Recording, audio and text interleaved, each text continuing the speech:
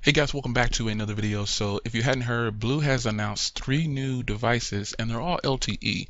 But is there anything special about them or unique? That's why I made this video, so we can talk about it. So the 3 devices come in 3 sizes and they're all LTE. So the Studio 7 was one that they just released. I kind of passed on it. I was like, too much of a risk for 140 bucks. Still not worth what it is, because that dual core right there just kills it for me, and the resolution as well. But they've decided to step their game up, and this here is one of the most interesting ones to me. This 6-inch display, it's 1080p, and it's got KitKat, but it's still stock, and it has a quad-core 1.6 with 16 gigs of RAM, 2 gigs of RAM, a 5 megapixel on the back, and a 5 on the front and 13 on the back. So what the unique part is, look at the people are obsessed with bezels, but this one has very thin bezels on here, very thin. This comes in at about 9 millimeters, so this is still a thin device as well. Most importantly, it's 1080p, and it's a 6-inch display with LTE. Those are some of the highlights of the device. A 13 megapixel camera, comes in black or white, stock Android. Look at how sleek it looks. Look at the bezels on there. It looks really, really, really nice. Very nice. 5 megapixel on the front, as I stated before, and a 13 megapixel on the back. Most importantly, it's LTE for T-Mobile and AT&T and Straight Talk and all these places in the US that use a SIM card. You can get LTE. So now let's get to the part that doesn't really attract me too much. That's a good looking device. I think if I were going to get this, I'd get the black. That is very sleek. Or what do you guys think? I think the black looks really good. So jumping right down here, here's what disappoints to me. The processor, this dated processor, and the fact that it has a 305 in there. And what you can't see right there is that's a Snapdragon 400. To me, this is the only thing that makes this phone not appealing. So, but I can't judge a book by its cover. This could turn out to be a fast device.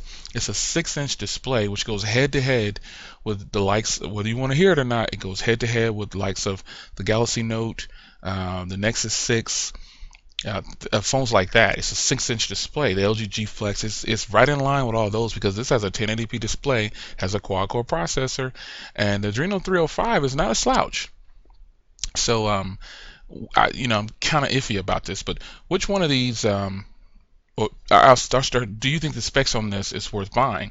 6-inch, 1080p, 63 pixels per inch. This is a stunning looking device, but that processor to me is the only thing that kills it. So let's move on to the next one. The next one is the 5-inch, and this one is a 5-inch display. It's not 1080p, but it is LTE. It's 720p, and it's got the same kind of layout here, but you can see it has a big speaker grill on the bottom there. That might not mean much, but I think what BLU's trying to do is highlight LTE. And here we go again with the way it looks. It looks beautiful. It's got nice cameras. But when you get down to the specs, obviously it's got the 13 and the 5. But when you get down to the specs, look at the build quality on that. It looks pretty stunning. When you get down here to the specs, which is what most people are going to be looking for, again, it's got a 1.2 gigahertz quad-core Snapdragon 400 with the 305. So is that a deal breaker for you? I mean, this is running stock Android. It is 4.4. So hopefully, since this is a new device to them, I don't know why they're not putting Lollipop on there. But hey, who knows? They have their own reasoning.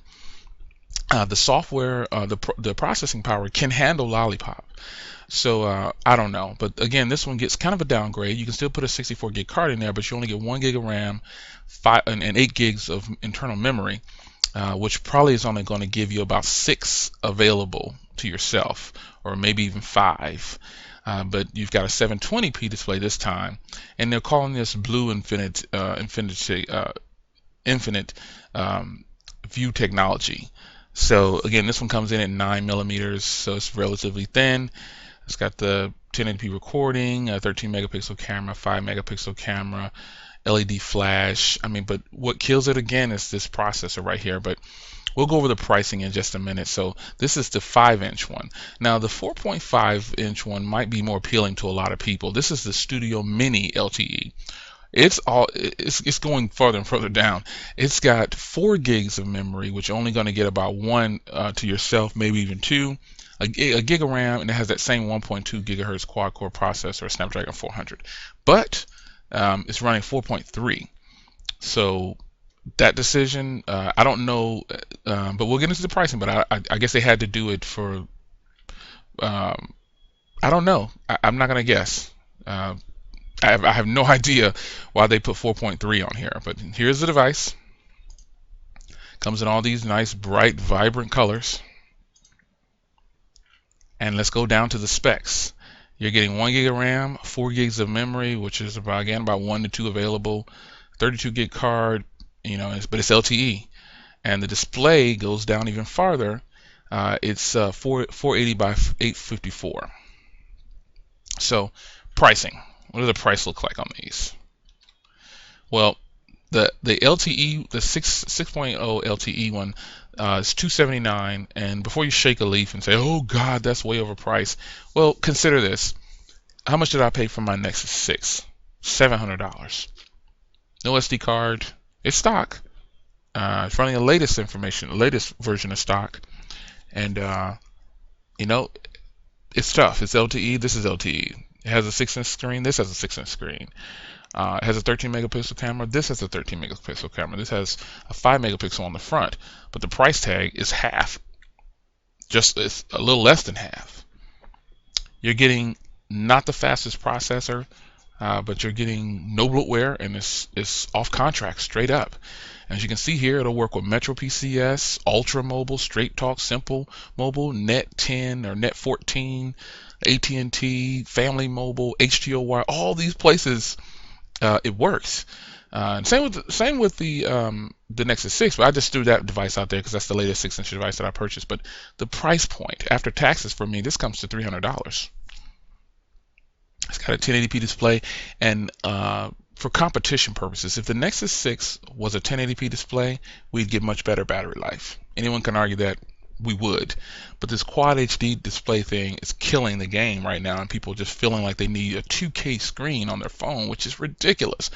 But nonetheless, it is what it is. So I'm going to hop up here and show you. That's the price of that one. So let me show you the other one here. It's actually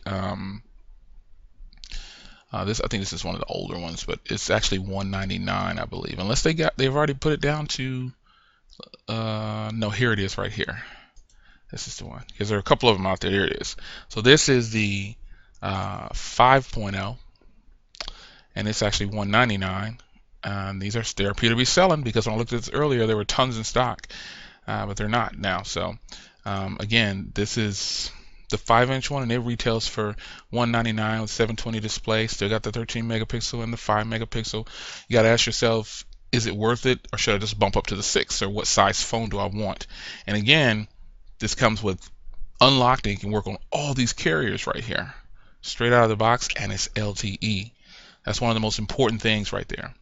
So let's go up to the last one, and this is the 4.5 Mini. And it should be $119. And it looks like some people are selling it at a couple of different prices, but this is it right here, and it's $119. So you get what you pay for. This 4.3, you'd have to put a launcher on it to make me get this phone right here. Nonetheless, it's going to appeal to a lot of people, and it's an affordable price. I don't know if I could deal with the sluggishness of the 4.3 with that processor. So which one of these should I review? I already have an idea which one. Which one do you think I'm going to review? But I think this is the most appealing to me. This one, the 6-inch phone from BLU, is extremely appealing. It's got the thin bezels. It's got a fake metal around the edge. It's plastic. And it does have a removable back, because you can see the little part right there. If you're wondering, the back does come off. That's the speaker grill. And you got that beautiful 13 megapixel up there with the single LED flash.